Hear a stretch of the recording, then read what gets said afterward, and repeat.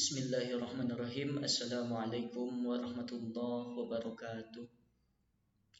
Alhamdulilladzi an'ama 'alaina bi ni'matil imani wal islam. Asyhadu an la ilaha illallah wa asyhadu anna Muhammadan abduhu wa rasuluhu alladzi la nabiyya ba'da. Bapak dosen yang saya hormati serta teman-teman semua yang berbahagia.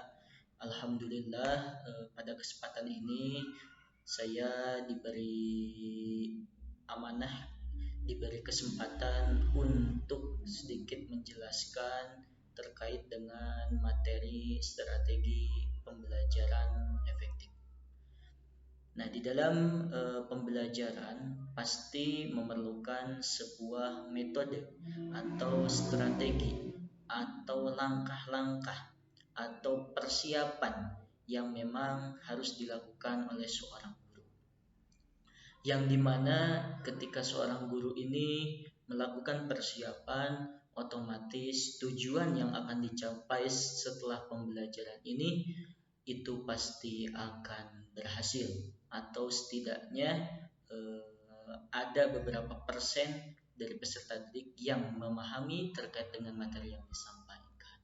Maka dari itu, di sini saya mengambil materi terkait dengan konsep strategi pembelajaran efektif. Apa sih yang dinamakan dengan strategi pembelajaran?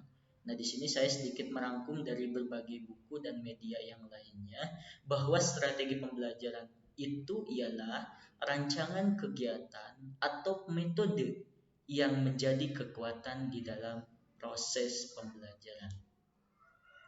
Di sini sudah tercatat bahwa strategi pembelajaran itu merupakan kekuatan. Kenapa dikatakan kekuatan di dalam proses pembelajaran? Karena ketika seorang guru menyiapkan segala sesuatunya dengan sebaik mungkin, seorang guru prepare terlebih dahulu dari materi, dari cara penyampaian yang nanti akan disampaikan kepada peserta didik. Jadi seorang guru itu harus memahami kondisi peserta didik itu seperti apa. Supaya apa? Tadi tujuan pembelajaran itu bisa tercapai. Apa yang dituju gitu ya, output yang dituju dari peserta didik itu tergantung dari bidang yang kita ajarkan. Nah, sedikit menyampaikan bahwa ada 3 poin kenapa strategi pembelajaran itu harus disampaikan, harus dilaksanakan oleh seorang guru. Yang pertama, tujuan pembelajaran. Saya ambil contoh, misalkan saya mengajar yang namanya ilmu pengetahuan komputer atau teknik komputer dan jaringan. Nah, output yang saya akan keluarkan, yang saya akan capai dari peserta didik itu ialah peserta didik bisa mengoperasikan, bisa mempraktikkan di dalam komputer atau bisa membuka dan mengeluarkan komputer. Artinya di sini kita perlu metode atau cara yang efektif, karena ketika kita belajar ilmu komputer tidak mungkin hanya sekedar teori, pasti praktek kebanyakannya. 30% teori, 70% praktek. Ini yang harus seorang guru persiapkan. Berbeda lagi dengan bahasa Indonesia.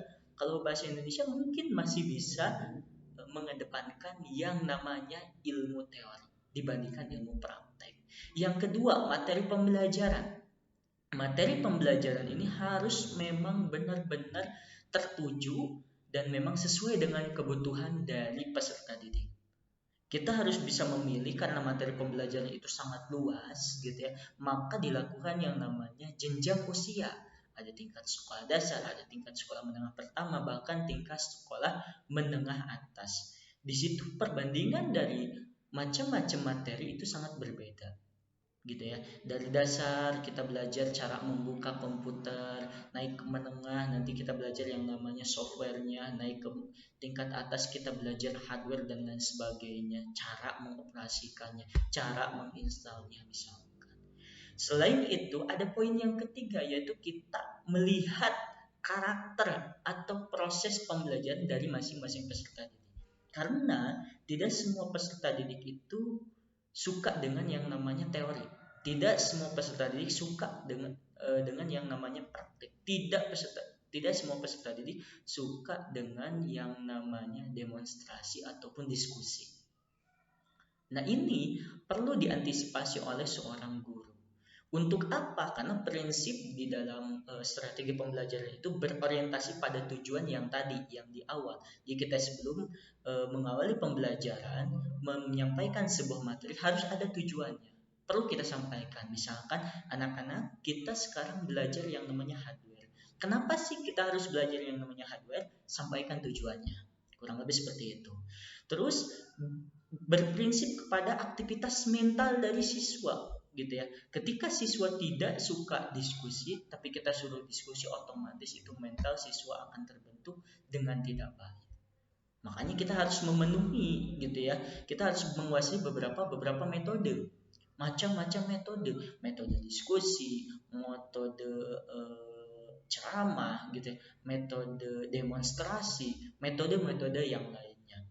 Karena prinsip yang lainnya juga kita bersifat individualitas. Walaupun kita mengajar untuk seluruh siswa dalam satu kelas, tetap output yang kita tuju itu adalah masing-masing siswa. Dan integritasnya kita harus mengacu kepada sifat kognitif, afektif, dan psikomotor.